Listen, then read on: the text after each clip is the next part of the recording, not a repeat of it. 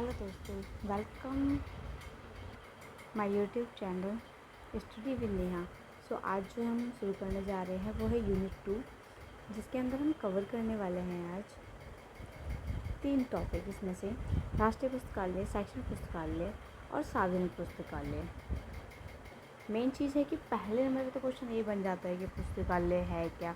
हम कह सकते हैं कि आधुनिक समय में जो पुस्तकालय वो एक ऐसा मंदिर है जहाँ पे किसी भी प्रकार की कोई भेदभाव नहीं हो सकती। कह सकते हैं कि एक ऐसा ज्ञान का मंदिर है जहाँ एक ही छत के नीचे वेद, पुराण, कुरान, बाइबल आदि धार्मिक साहित्य जो है संकलित किए जाते हैं। व्यक्ति सभी धर्मों के यहाँ पर लोग आसानी से पुस्तकालय के माध्यम से जानकारी प्राप्त कर सकते हैं और यहाँ मतलब कह सकते हैं कि बिना किसी भेदभाव के इंसान आकर के यहाँ पढ़ाई कर सकते हैं। यहाँ कोई ऊंची नीची जाति भेदभाव देखने को नहीं मिलता है। तो अब आते हैं कि हमारा राष्ट्रीय पुस्तकालय क्या होते हैं।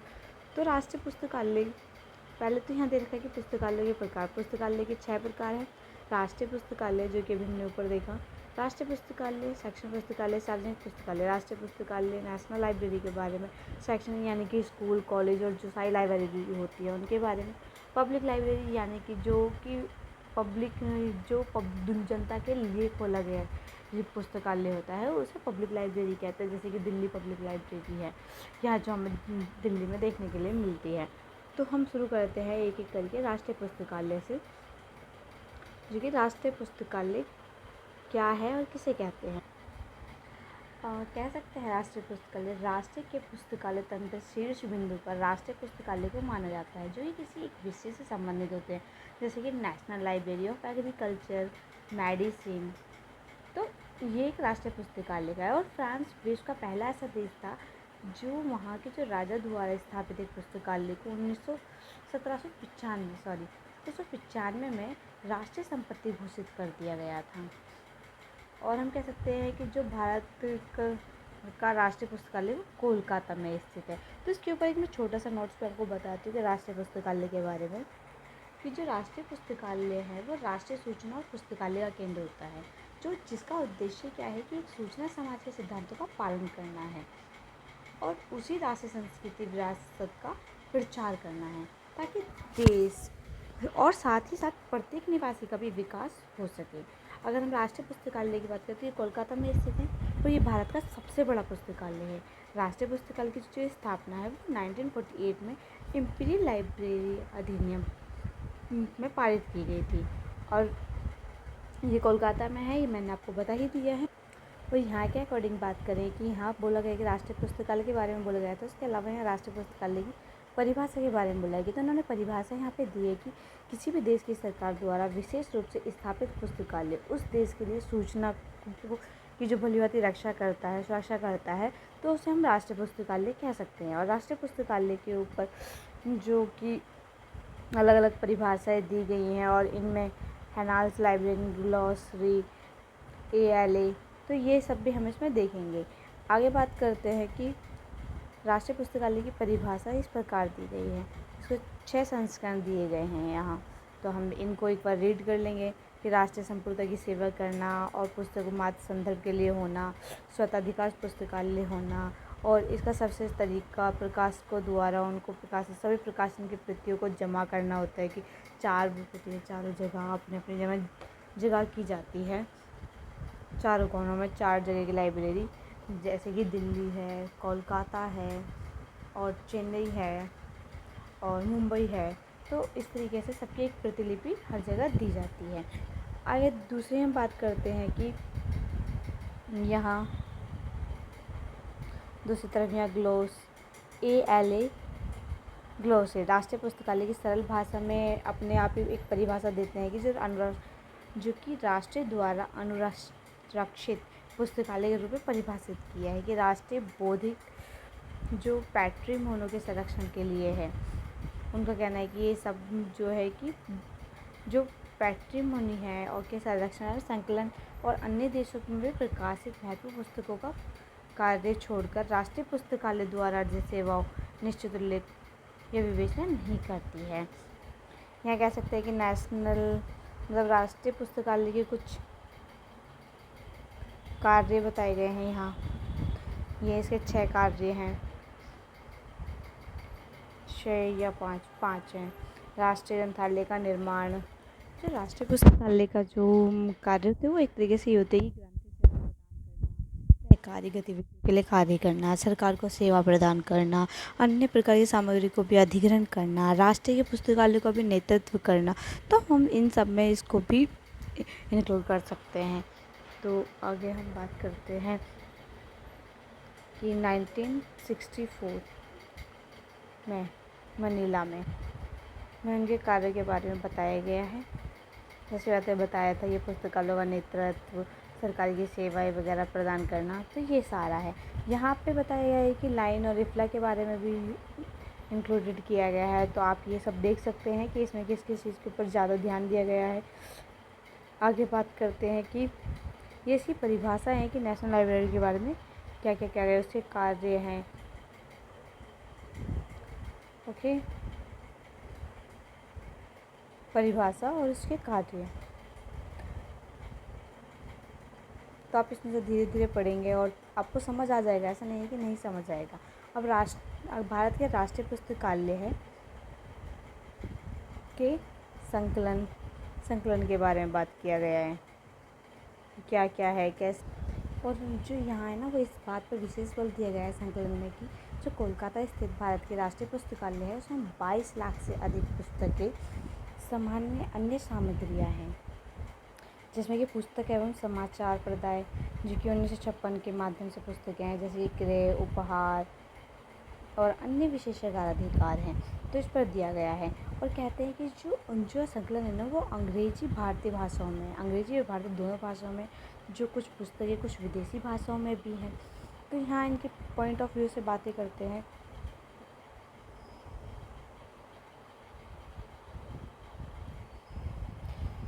देखते हैं कि इसमें क्या कहते हैं कि किसी विश्व में कहीं भी प्रकाशित किसी भी भाषा में भारत में लिखित पुस्तक को शोध पत्रिका 1954 में पूर्व प्रकाशित तंत्र पुस्तकालय अनुपलब्ध भारतीय प्रकाशन, विदेशों में प्रकाशित भारतीय लेखकों की पुस्तकें, मानक संदर्भ कृतियाँ, तो इन सब के बारे में यहाँ पर बताया गया है कि इनकी पांडुलिपियाँ कहाँ है, राष्ट्रीय पुस्तकालय कितने के 56 देशों में है, 70 इसके संस्थान विनर में हैं। तो इनके बारे में डिस्कस कर रखा है। जो वो संयुक्त राष्ट्र संघ है, वो अतिरिक्त अमेरिका, कनाडा, इन सब का इसमें रिलेशन बता रखा है।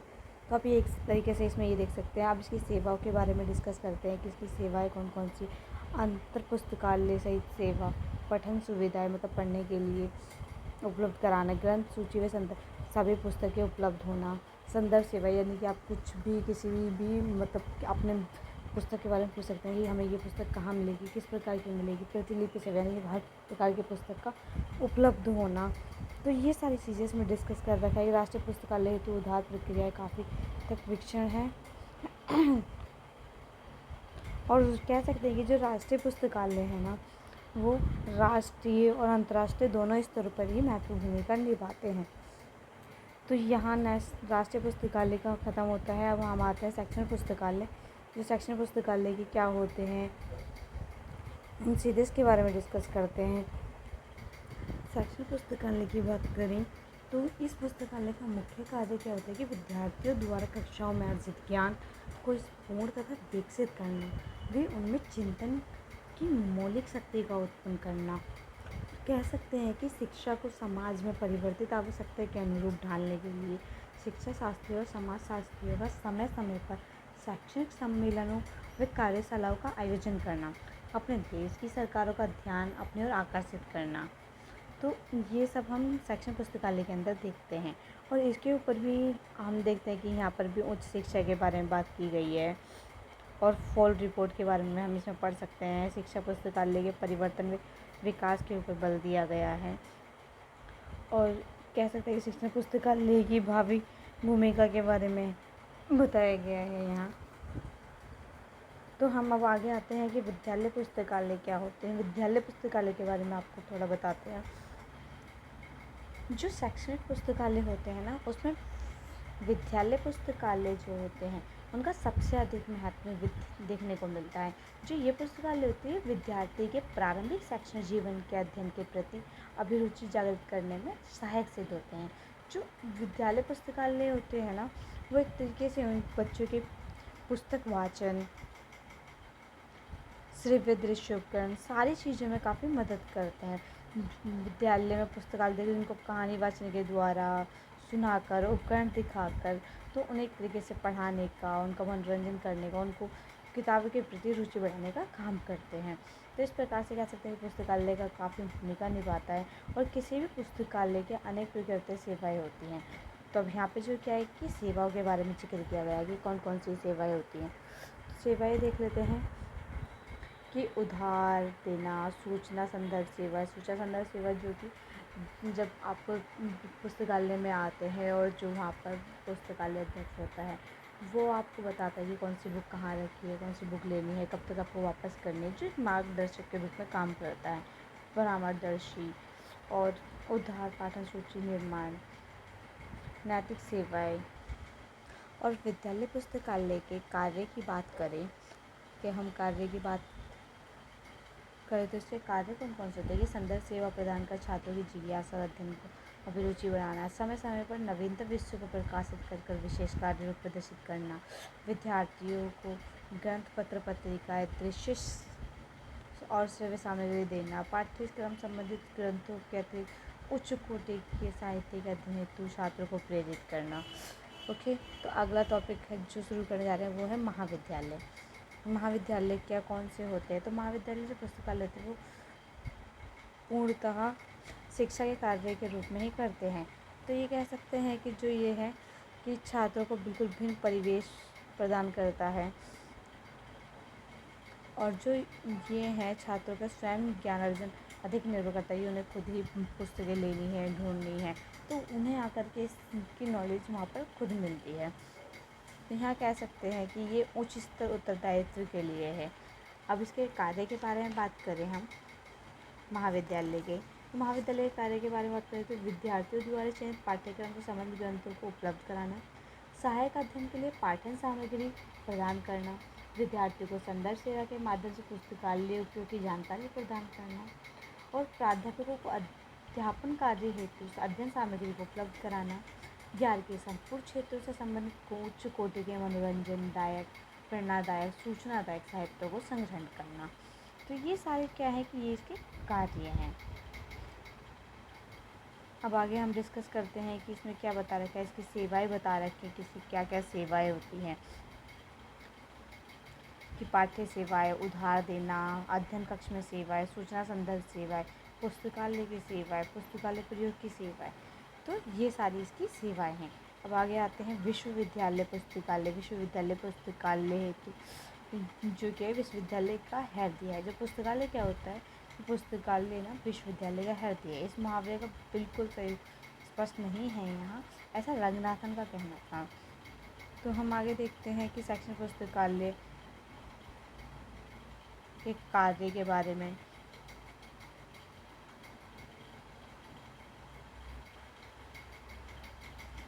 तो यहाँ कार्य के जैसा कि कहते हैं जो विश्वविद्यालय के बारे में कि भारत में सर्वप्रथम 1867 में कलकत्ता, बम्बई और मद्रास में 3 विश्वविद्यालयों की स्थापना की गई थी, और भारत में सबसे पहले संदर्भ पुस्तकालय अध्यक्ष की नियुक्ति मद्रास विश्वविद्यालय पुस्तकालय में 1935 में हुई थी।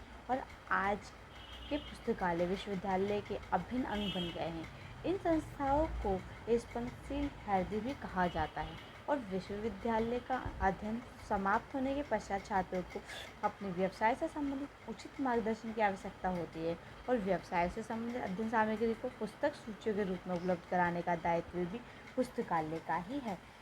देखते हैं ना हम जो कि पब्लिक लाइब्रेरीज में हम ज़्यादातर की लोग पढ़ने के लिए आते हैं, तो वो तैयारी से रिलेटेड भी आते हैं कि जो व्यवसाय से रिलेटेड तैयारी कर रहे होते हैं गवर्नमेंट जॉब की, तो वो वहाँ पर स्टडी करने के लिए आते हैं। तो वो भी एक तरीके से क्या है कि पुस्तकालय ही पूरी तरीके से भूमिका निभा रहा होता है। तो अब हम इसके कार्य के बारे में बात करें तो यहाँ इसके सारे कार्य बता रखे हैं।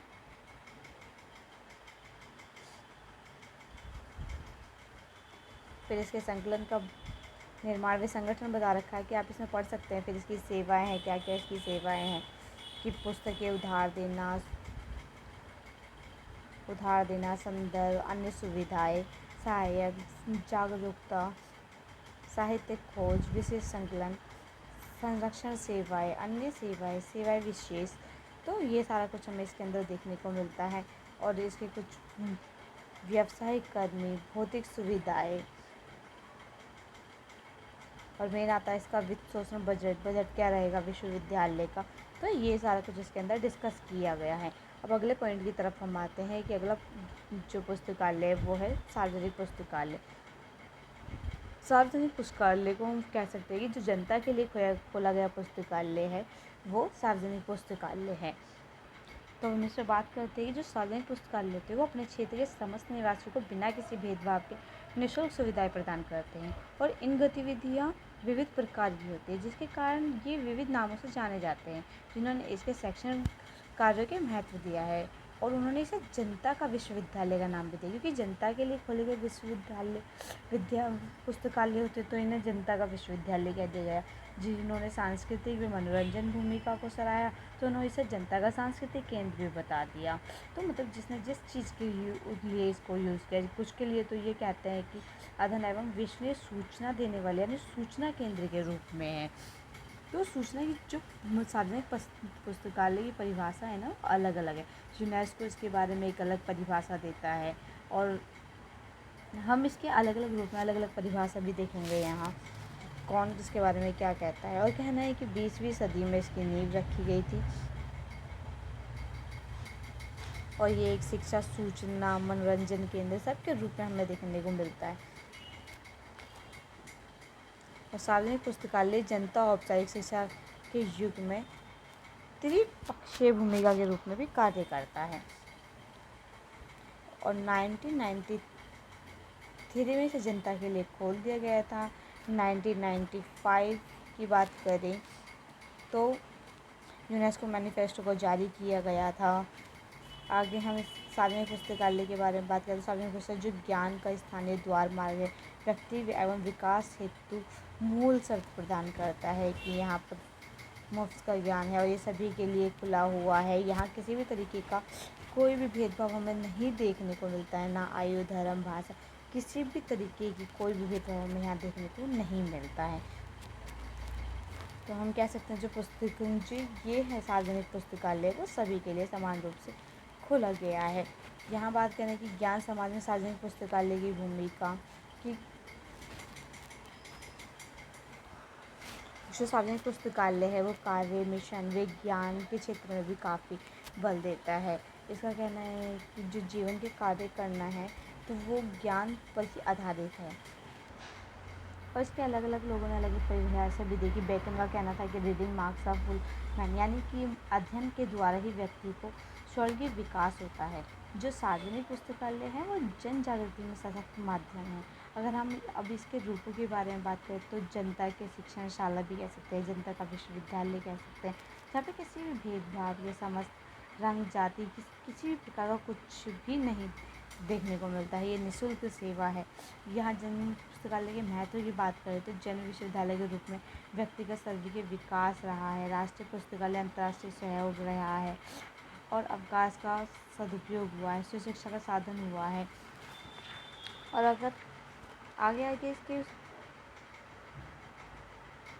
अगर मैं आपको इसके कार्य के बारे में बताऊं कि इसके क्या क्या कार्य रहे हैं, तो कार्य का भी कह सकते हैं कि पाठकों में अध्ययन की रुचि जागृत करना, पाठकों को शैक्षणिक स्तर, पेशा, अभिरुचि और आवश्यकताओं को रखते हुए पाठ्य सामग्री का चयन करना, पाठकों को बिना किसी भेदभाव के मुक्त प्रवेश सेवाएं प्रदान करना, समस्त जन को सूचना, मनोरंजन और शोध हेतु अपने आकर्षित करना, और पाठकों को उनकी आवश्यकता से संबंधित पाठ्य सामग्री उपलब्ध करवाना, नागरिकों को अवकाश के दिनों में सृजनात्मक चिंतन हेतु उपयोग करना, ग्रंथ, पत्र, पत्रिकाएं, मानचित्र, नक्शे, ग्रामोफोन, रिकॉर्ड, माइक्रोफिल्म आदि एकत्रित करना, ज्ञान के क्षेत्र में आविष्कार, अन्वेषण और शोधों पर प्रकाश डालने का सामग्रियों का संकलन करना, पाठकों की सृजनात्मक शक्ति का विकास करना। और कह सकते हैं कि जो यूनेस्को के घोषणा पत्र के अनुसार सार्वजनिक पुस्तकालय के 3 प्रमुख कार्य थे: सूचनात्मक, शैक्षणिक, सांस्कृतिक। तो इस तरीके से हमने जो आज के जो 3 टॉपिक थे तो हमने इसके बारे में मेन डिस्कस करा है कि कौन कौन सी लाइब्रेरी क्या होती हैं, पुस्तकालय क्या हैं,